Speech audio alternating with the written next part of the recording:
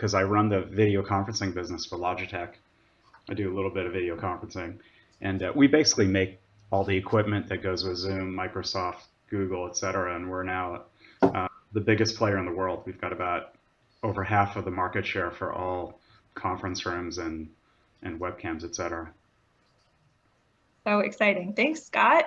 Sure. So glad you're here today. Let's hear from Meaghan.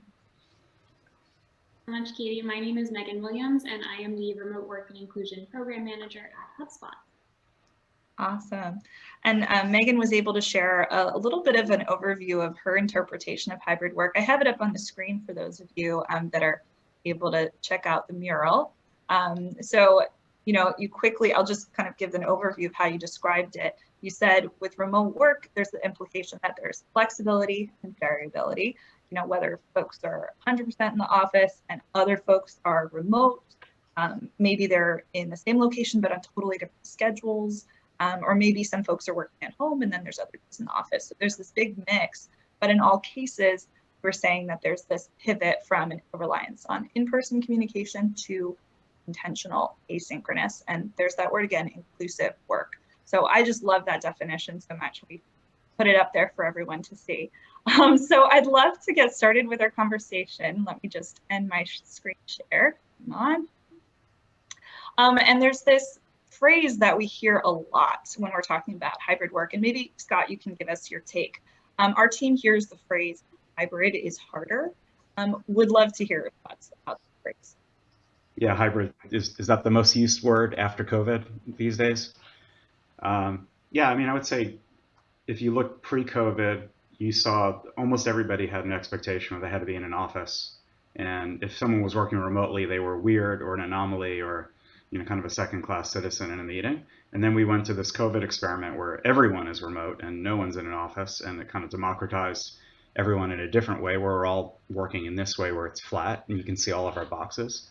I think in hybrid is just talking about the idea where you have some people together in physical spaces and some that are at home and some are in other places. And I think you kind of alluded to, Katie, where it actually creates some much more difficult challenges where you want to make sure that if every meeting is going to have people in both places, how do you technically make sure that people are equal and they're not kind of second-class citizens from a collaboration point of view?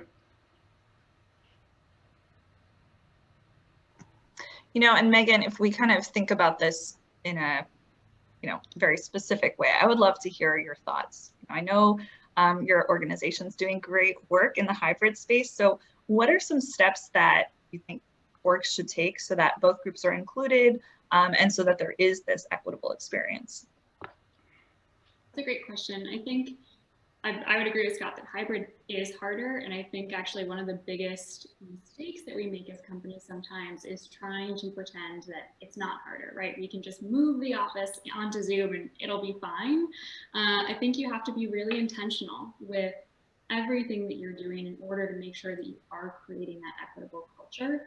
And so one thing is just getting a sense of what does your population look like on your specific team? What are their schedules? How often are they planning to be in the office? What are their working hours and comfortability there? So just understanding sort of a lay of the land is really important. And then what we encourage managers to do is using their leadership point of view to kind of balance the power, if you will. So if you've got, you know, 2 folks zooming in and then you've got everybody else around a table together, you as the manager can balance out that power by also joining virtually. So there's a couple different techniques that we use, whether it's defaulting to sort of virtual only or everybody remote, or if that's not possible, balancing the power by using your leader to join in on the virtual experience if that's the minority. Those are some really helpful ways just to create an environment where at least we're all sort of on equal footing. Obviously, there's tons more layers that have to get added on after that fact, but that's a simple step you can take just to move yourself in the right direction when you are first approaching hybrid.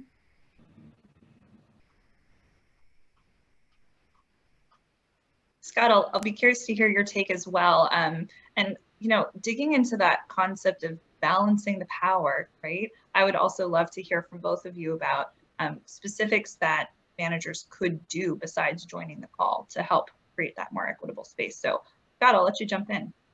Yeah, maybe I'll give the balance to Megan. She talked about the cultural and facilitation ideas, and part of where we work a lot on is on the technology itself. So, how do you make sure that the audio and video is as good as being in the same place? I think most of us know that it's working, but it doesn't always work that well. And I think part of the challenge is when you start trying to include people in a meeting room, can you hear them? Can you see them? Do they know how to use the technology? Is there some remote control that only a captain video with a cape will come in and fix everything? In some ways, this is easier. I think the experience of using Zoom where we're using it personally, but when you go into the more people in a room, it actually gets exponentially harder. So I think we focused a lot of things on just making things easier to use for people. Like, to give you an example, we use AI technology. So instead of someone going to a room and picking up a remote control, the ability for the camera to auto frame on everyone and make sure they can see everyone without yelling at someone, hey, move the remote, or I can't see you. And I would say that process will extend to other things, like, in addition to audio and video, how do you show a whiteboard? So I'm sure we've all experienced this. You're in a meeting and you're having this great video meeting, and someone walks up to the whiteboard and you're remote going, hey, I can't see anything, or it's on an angle. And so how do you bring that kind of content in? And then just like we're bringing in audio from people who may be sitting in the back of a room, I think we also have a challenge of bringing in video into the back of the room. And kind of our vision of that is like a sporting event. If you're sitting at home, there's not one camera on your favorite sporting event. There's lots of cameras. There's an auto director always framing things, giving you stats. That's kind of our North Star in terms of how we think we need to solve the problem. And I think we're making some progress. But I'm sure you can imagine, if you compare what we're doing in video meetings to the Olympics, we got a long way to go to kind of catch up with that analogy. But I think the analogy makes sense and it's apt. As we're thinking about day-to-day life, we all know that having leaders buy into being present in the virtual meeting space is part of it, but what else can managers do to make sure that they're creating that equitable experience? Something that can be really helpful is making sure that the sort of natural camaraderie that's created when you spend time together with someone in person. In a hybrid environment, again, if the leader is in person, then naturally the other folks in person have more opportunity to spend time, get in on conversations, make decisions. And so I think as leaders, making sure that you're really intentional about, asking everyone, how was your weekend on Slack? Where everybody, regardless of time zone, regardless of location, can equally share what went on in their weekend, how they're feeling, what they learned this week, whatever the question may be. And similarly, being really intentional and sometimes patient about, if there's an idea stirring perhaps in the office, there's a couple of you getting really excited about something, taking a step back and saying, you know what, not everyone can be included in this conversation. Let's pause and wait until we can all be in that same equitable Zoom room, if you will. And similarly, when you're offering opportunities, would anyone like to take on this project, or is anyone interested in this event? If you're asking that at 9 a.m. Eastern time and half your team is on the West Coast, that's not equitable. You haven't asked it in a way that gives everybody the same opportunity. If you're going to have, the first person jump in, be the person that gets that opportunity. So I think being just very cognizant and intentional about the ways in which your location and your time zone can affect the opportunities and the sort of comfort level that your team has with you, all of those start to build up into your overall workplace experience. So I think those small changes make a big difference. Yeah, I would add to that. I think where we're all going to start running into some problems is as we start this migration slowly back into offices and opening them up, we're going to have a couple of things that are going to happen to, I think, all of us. First thing is, somebody's going to walk into a meeting room and schedule a Zoom meeting or Teams meeting like this, and they're going to walk in there and find that there's a speakerphone. And then you go, what the hell do I do? How do I have a video meeting? Like, I'm not used to having this. How do I set it up? And I think there's going to be a scurrying of IT people around the world saying, all right, how do I support people who are dialing in remotely? I think the second thing is going to happen is someone's going to go, wait, let's take an iPad and put it in the front of the room, or a laptop, and we're all going to crowd around and then realize that that's not going to work. So, and then I think there'll be a third thing, that as we're having meetings like this and everybody's looking forward, that will work. But inevitably, when you're in a room together, people will turn to each other, and then you're going to have this effect where you're looking at the sides of people's heads, and maybe you can't hear them properly. So how do you make sure as people who are in the room that you're cognizant of what people are experiencing remotely, and then vice versa? How do you speak up and say, I can't hear you, I can't see you, or you know, and I think it'll be a combination, as Meaghan said, there'll be some technology, but also being aware and cognizant just socially that I think there's going to be this natural inclination to do what we did before. Just start talking to each other in the room, and we're going to have to make sure that we're including people who are remote, calling on them, making sure they're part of the conversations, and not, you know, not going back to this second-class citizen effect of people who are dialing in remotely. You both bring up such an important point of this self-awareness, awareness of yourself, awareness of others' perspectives. And I think one of the biggest challenges that we've seen on our team through our research, through past Networkplaceless events, is that teams don't always have an awareness of other people. And that makes it difficult often to do asynchronous communication. Makes it challenging for async communication because, you know, people aren't in front of them. It's harder to take the perspective of a person that is not in front of you. Love to hear how your teams balance async and synchronous communication. You know, if Meaghan, you want to get started, and then we can hear from Scott. Yeah, so admittedly, this is still a place that we're learning. I think a lot of our teams that were not formally remote or hybrid are so accustomed to just like getting it going in person. And so the switch to asynchronous is tough. But I think we found a couple approaches that have really helped us. One is using Loom or any kind of video communication where it can be exhausting, right, to read a 3-page long email or these huge Google Docs.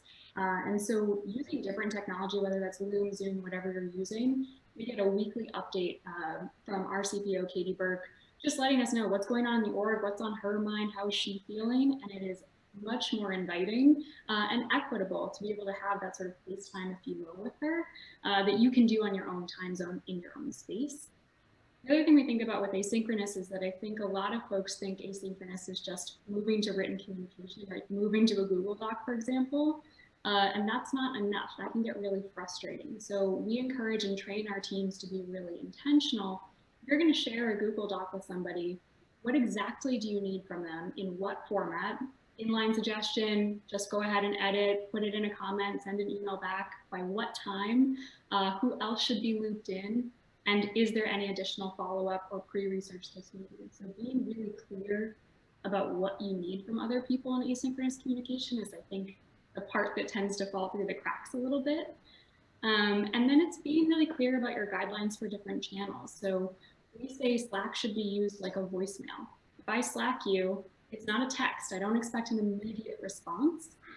It's a voicemail, which means I should say, hey, Scott, I had this question for you. When you get a chance, if you could answer me via email or set up 30 minutes on my calendar tomorrow, that would be great. I've given you all the information you need to take action on it. And you don't feel like you have to constantly be responding to me all the time, which can be exhausting when we have a bunch of different time zones working together.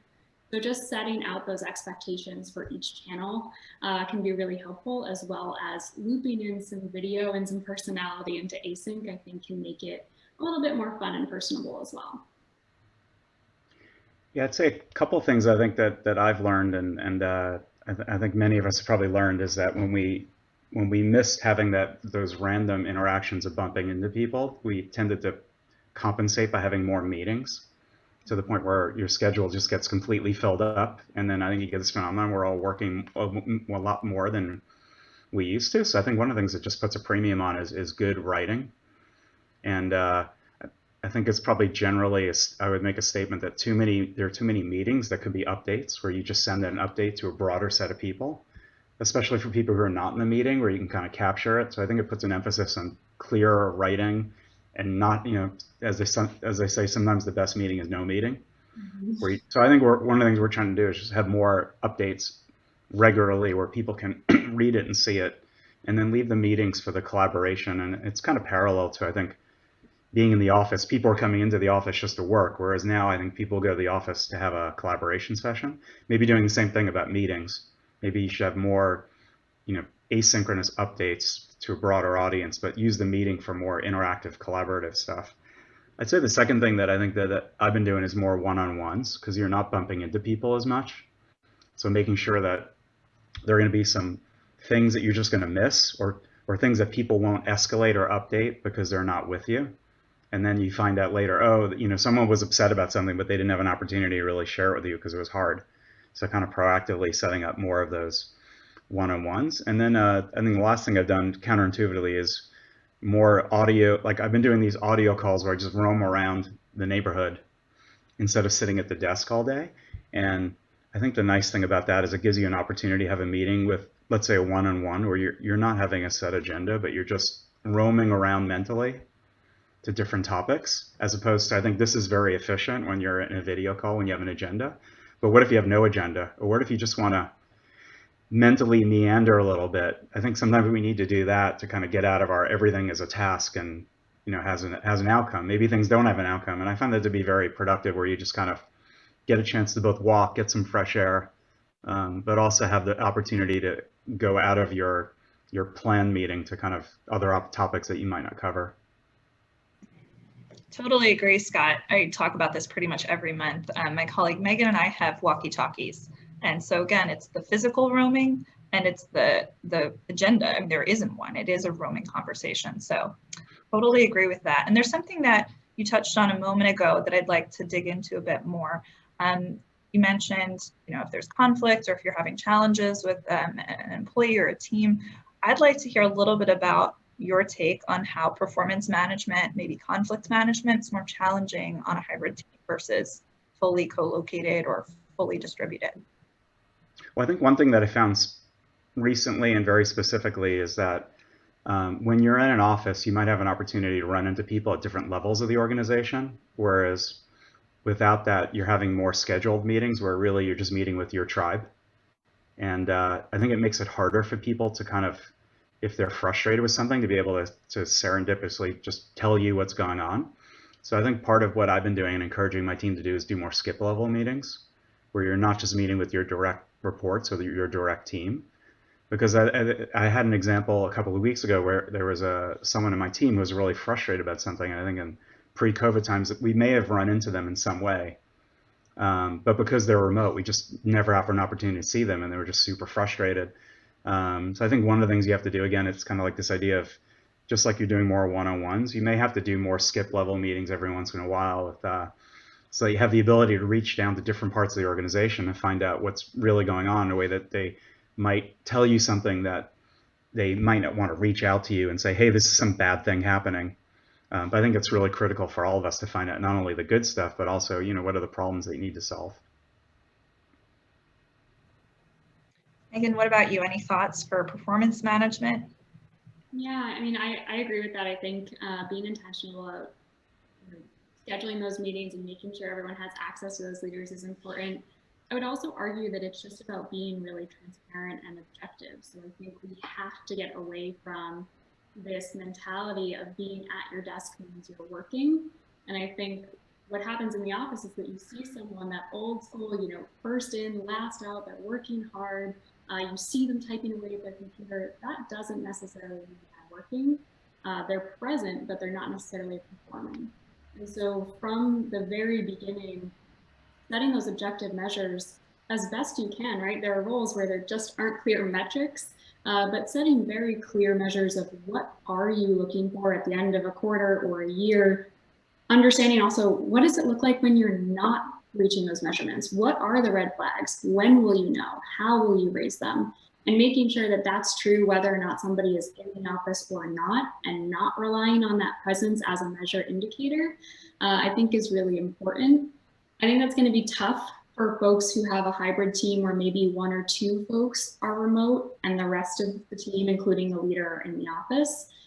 So really holding themselves accountable as managers to make sure that everybody's held to the same standard, and that's measured really objectively and transparently, is going to be the best way to keep yourself honest in that process. Yeah, I would probably just add to that one of the things I think we've been using, and I've been trying to use, is more of these Ask Me Anything sessions. But not only the big ones with a lot of people, doing it with smaller groups, and you may not ordinarily do it. So I think it allows you to kind of address what Megan's saying about reaching maybe people who are all over the place in different geographies, but also I think the smaller you get it, the more open that people are going to be. So I've been hosting a lot more of these, and I'm encouraging my team members to host more of these smaller Ask Me Anything sessions where you allow people to kind of, or encourage people, like, you have to come with questions and complaints or other things, as opposed to, otherwise people might not necessarily do it. And I think that's been an effective way of just sharing information really rapidly, but also getting all the things that are on people's minds that they may not bring up in a structured meeting because they don't want to disrupt the flow or embarrass themselves or so on. Yeah. One thing one of our leaders always asks is, what are you seeing that I'm not seeing? And it's sort of this anonymous or non-anonymous, if you prefer, way to raise, here's what I'm hearing from team members on the ground, or here's what I'm hearing from prospects. Here's what I'm seeing within my own team. And it's just a way of raising those types of things that leaders might not see and can affect performance, right? If everybody's feeling really burnt out, but you're not seeing them with their head in their desk, you need to be able to understand that. So being able to, one, have this like safety to raise that, and two, the opportunity to raise that, I think is super important. It sounds like proactivity, critical thinking to ask good questions are among skills that are very important for team members. Just because as a final wrap-up question for this part of the panel, what are 2 skills beyond those that you think team members should have to be successful in hybrid work? And we'll start with you, Scott. Time management. Probably the most important thing. I think when you're in an office, you're kind of naturally moving around with the flow, but I think all of us now have experienced that the boundaries are just evaporated, obliterated maybe. So having good time management, both in terms of being productive, but also being able to step away and not do work. Or, one of my techniques is I literally take my phone and I put it in a drawer, because otherwise I'll be, on it all the time. It's just impossible. So getting away from work, or just scheduling some downtime where you can just walk or think, or I've even just been blocking time on my calendar for lunch, just so, otherwise people will just go wall-to-wall meetings around that. And then probably I think I talked about more of the writing skill. I think it's important increasingly to be very good writers where you can communicate what you're doing to, if everybody's not around you and you can't just assume that you're going to formally update everybody, how do you communicate to a broader audience without having to have a meeting for everything? I think that everyone's influence is going to be proportionally related to how good they can write, which is ironic. You're thinking we're in a new world, but writing ultimately is still an incredible skill. I would agree with those 2. Absolutely, Scott. I think to add to sort of softer skills, if you will, I'd say empathy is huge. Just the ability to understand that remote especially tends to be very uniquely personal. Understanding that somebody may have their kids at home. They may be living with 6 roommates. They may be very introverted and uncomfortable in being on a Zoom. Having the ability to ask yourself, what does this feel like for somebody else, I think is essential, especially from the leadership point of view. I also think patience is an undervalued component and sort of skill in the remote world. I think naturally, when you get fired up about something, you want an answer, you want to work on it, you want to talk about it. And again, moving to asynchronous means that sometimes you have to press pause. You have to very thoughtfully craft those questions. You have to wait until you can meet with that person if that's what's needed, or to write out that documentation if that's what's needed. And that can be hard, that can be a big move for people. So I think empathy and patience are just 2 that go hand in hand to make sure that you are creating that inclusivity and that equitable experience for everyone in the room. I totally agree. I would put in a plug. I really like the book Radical Candor. It's a book I read recently because I think it talks about, in order to be an effective leader, you need to show that you genuinely care about people. And it can't just be gratuitous. You have to build those relationships. So I think it's a good kind of toolkit on how to do that. And then I'll throw out just a fun pop culture reference. My wife and I are watching the show Madam Secretary. And I think that the main character is the Secretary of State of the US. And she has an amazing way of being very direct, but effective, like never compromising, never being too shrill, but almost always getting her way. I think it's like a masterclass of how to get what you want in difficult situations. It's also a fun show. Great tip. I feel like there was a LinkedIn post just the other day that was saying, folks need to get more inspiration from TV and media and TikTok and all these places. There's so much content out there these days. But if you're looking at it through this professional lens, it can be really valuable to translate some of those skills. When I used to be a coach, I always encourage people to take improv classes so that you can be receptive to the people that are across from you, responsive. So great advice, Scott. We have one question. There was just a clarification somebody wanted about, do folks see wandering around as viable? It's ironic because folks will walk into a cafe, etc. That's okay, but I wonder if leaders will see walking outside as the same thing. What's your take on that? The question is it viable? Yeah, I think they were curious. You know, when I spoke about walkie-talkies, that was a once a week walk with a colleague. And I think this person was questioning whether, you know, are leaders comfortable if their employees are going to be walking outside or, you know, wandering around. So, you know, in my space, it's a very structured walking conversation. I guess I would say, I think in lieu of everyone being together, you know, walking around, wandering on the telephone is good. I would say when we get back to normality, it'll be more like these. I mean, what I like to do is meet people for coffee and take a walk.